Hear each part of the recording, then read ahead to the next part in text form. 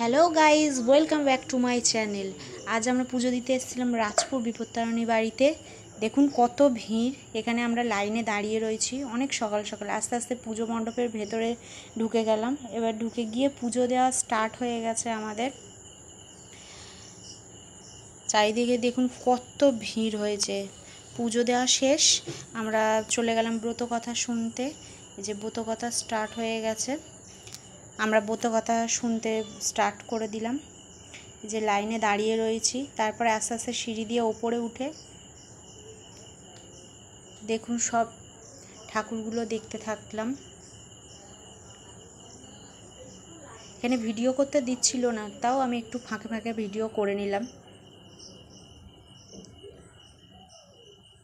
আপনারা একবার পারলে এখান থেকে ঘুরে যাবেন, খুব সুন্দর মন্দিরটা।